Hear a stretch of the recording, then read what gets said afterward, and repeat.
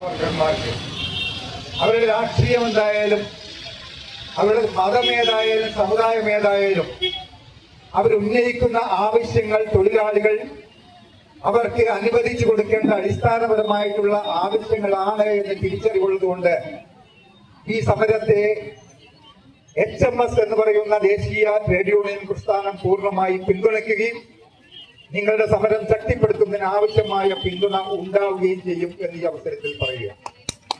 നിങ്ങൾ അറിയേണ്ടത്, നിങ്ങളുടെ ഈ സമരത്തെ ആരാക്ഷേപിച്ചാലും ഈ സമരത്തെ പരാജയപ്പെടുത്താനായിട്ട് ഇതിനുമേൽ എത്രമാത്രം കുറ്റം ചുമത്താൻ ശ്രമിച്ചാലും കേരളത്തിലെ 99% ജനതയും നിങ്ങളോടൊപ്പമാണ് എന്നുള്ള കാര്യം നിങ്ങൾ തിരിച്ചറിയണം. നിങ്ങളുടെ സമരവുമായിട്ട് ശക്തമായി തന്നെ മുന്നോട്ട് പോകണം എന്ന് ഈ അവസരത്തിൽ ഒരിക്കൽ കൂടി അഭ്യർത്ഥിക്കുക. കേരളത്തിലെ ജനങ്ങൾ അത്രമാത്രം ആശാവർക്കർമാരുടെ പ്രശ്നത്തിൽ വീടുകളിലുള്ള തൊഴിലിടങ്ങളിൽ തൊഴിൽ പരിചയമില്ലാത്ത, ട്രേഡ് യൂണിയൻ പ്രവർത്തനം നടത്തിയിട്ടില്ലാത്ത, സമരങ്ങളിൽ പങ്കെടുത്തിട്ടില്ലാത്ത വീടുകളിലെ സ്ത്രീകൾ പോലും ആശാവർക്കർമാരോട് ഗവൺമെന്റ് കാണിക്കുന്ന അനീതിക്കെതിരെ അവരുടെ പ്രതിഷേധ സ്വരം ഞങ്ങൾ കേൾക്കുന്നുണ്ട് എന്ന് നിങ്ങളെ അറിയിക്കാനായിട്ട് ആഗ്രഹിക്കുന്നു. അതുകൊണ്ട് ഏതെങ്കിലും രീതിയിൽ മാനസികമായി നിങ്ങളെ ആക്ഷേപിച്ച് അല്ലെങ്കിൽ നിങ്ങൾക്ക് മേലെ എന്തെങ്കിലും രീതിയിലുള്ള കുറ്റം ചാർത്തി ഈ സമരത്തെ പരാജയപ്പെടുത്താൻ ആരെങ്കിലും ശ്രമിച്ചാൽ അവർ പരാജയപ്പെടുന്നതല്ലാതെ ഈ സമരത്തെ അതിനെ ഒന്ന് പിന്നോക്കം വലിക്കാനുള്ള ഒരു ശക്തി പോലും അവർക്കില്ല എന്നുള്ളത് നിങ്ങൾ തിരിച്ചറിയാം.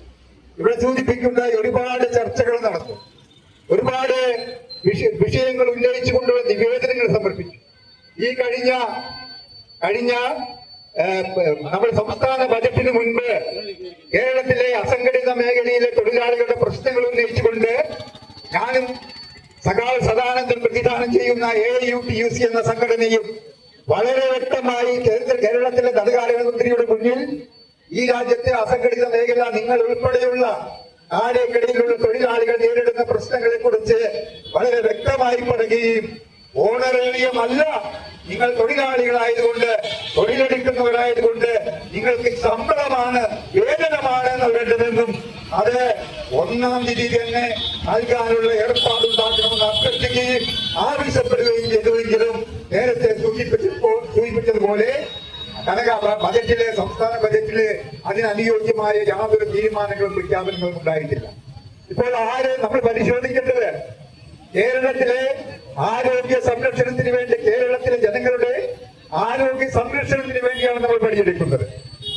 നമ്മൾ നിയമിക്കുന്നത്, നമ്മൾ പിരിച്ചുവിടുമെന്ന് ഭീഷണിപ്പെടുത്തുന്നത് എല്ലാം കേരളത്തിലെ ഒരു ഗവൺമെന്റ് ആകുമ്പോൾ ഈ രാജ്യത്തെ തൊഴിലാളികൾക്ക് ന്യായമായ ശമ്പളം കൊടുക്കാനുള്ള ഉത്തരവാദിത്വവും ആശാവർക്കർമാരുടെ ശമ്പളം ഉയർത്താനുള്ള ഉത്തരവാദിത്വവും ആ സംസ്ഥാന സർക്കാരിനുമുണ്ട് എന്നുള്ള കാര്യം ആര് മറച്ചു വെച്ചാലും അത് ശരിയല്ല എന്ന് സൂചിപ്പിക്കുന്നു. ഒരിക്കൽ കൂടി നിങ്ങൾ നടത്തി വരുന്ന ഈ സമരത്തിന് HMSന്റെ എല്ലാവിധ അഭിവാദ്യങ്ങളും സമര സഖാക്കൾക്ക് അഭിവാദ്യങ്ങൾ അർപ്പിച്ചുകൊണ്ട് നിങ്ങൾ നൽകുന്ന സമരത്തിന് എല്ലാവിധ പിന്തുണയും അർപ്പിച്ചുകൊണ്ട് ഈ സമരത്തിന്റെ ആദ്യഘട്ടത്തിൽ തന്നെ ഞാൻ ഇവിടെ എത്തിച്ചേർന്നിരുന്നു. അതുപോലെ CPO അടക്കമുള്ള നിരവധി HMS നേതാക്കന്മാർ ഈ സമരത്തിന്റെ ഭാഗമായിട്ട് ഇവിടെ എത്തിയിട്ടുണ്ടായി. ഇനിയുള്ള ദിവസങ്ങളിലും നമ്മുടേതായിട്ടുള്ള തൊഴിലാളികൾ ഇവിടെ പങ്കെടുത്ത് നിങ്ങളുടെ സമരം വിജയിപ്പിക്കാൻ ആവശ്യമായ പ്രവർത്തനങ്ങൾ ഉണ്ടാകും എന്നറിയിച്ചുകൊണ്ട് എല്ലാ തൊഴിലാളികൾക്കും ഒരിക്കൽ കൂടി അഭിവാദ്യങ്ങൾ അർപ്പിച്ചുകൊണ്ട് ഞാൻ എന്റെ വാക്കുകൾ അവസാനിപ്പിക്കുന്നു.